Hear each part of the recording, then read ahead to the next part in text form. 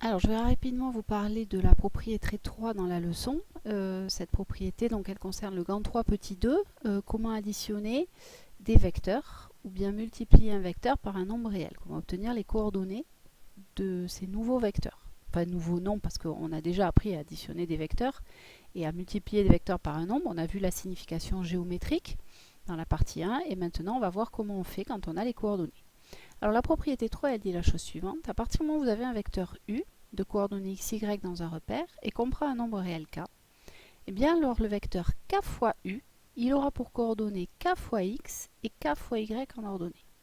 Autrement dit, pour avoir le vecteur k fois u, eh bien on prend les coordonnées de u et on les multiplie elles-mêmes par k.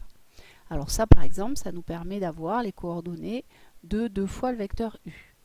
2 fois le vecteur u, ça va nous donner comme coordonnées 2 fois x et 2 fois y.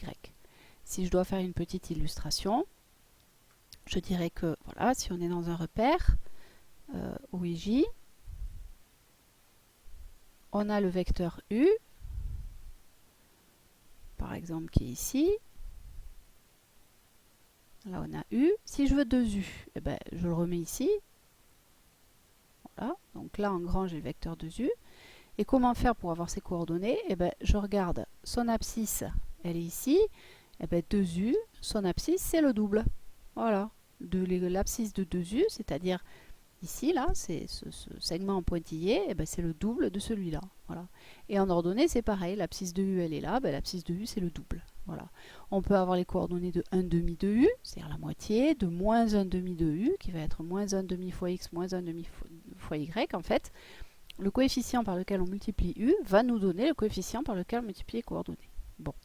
Et ensuite, pour la somme, ben, là aussi c'est assez facile. Quand vous avez deux vecteurs dont vous faites la somme, eh ben, l'abscisse de la somme, c'est la somme des abscisses. L'abscisse des ordonnées, c'est la somme des ordonnées. C'est-à-dire, pour obtenir les coordonnées du vecteur u plus v, on additionne ensemble les coordonnées de u et les coordonnées de v. Voilà. Alors, on va juste faire le début du test 4 parce qu'il est corrigé en vidéo. Donc, vous irez voir dans la leçon, je vous ai donné la référence de la vidéo.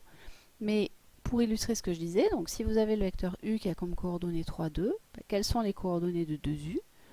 Par définition, avec la propriété, les coordonnées de 2u, ça va être 2 fois l'abscisse de u, c'est-à-dire 2 fois 3, et 2 fois l'ordonnée de u, c'est-à-dire 2 fois 2.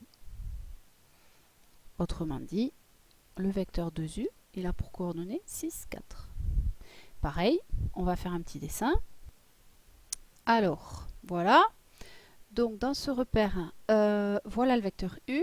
Donc, il y a comme coordonnées 3, 2, 3 en abscisse, 2 en ordonnée. Et donc, le vecteur 2 fois u, qui ici est le double, et bien, ces coordonnées, si on regarde, pour aller de ce point-là à ce point-là, on se translate de 1, 2, 3, 4, 5, 6 fois le vecteur i, et de 1, 2, 3, 4 fois le vecteur j. Donc on a bien les coordonnées 6, 4, et c'est bien le double, l'abscisse de 2u, c'est bien le double de l'abscisse de u, et l'abscisse de 2u, l'ordonnée pardon de 2u, c'est bien le double de l'ordonnée de u. Voilà. Pour la suite, pour le vecteur moins v et le vecteur 2u moins v, je vous laisse regarder la vidéo de Yvan Moncat sur mathétique dont je vous ai donné le lien dans la leçon.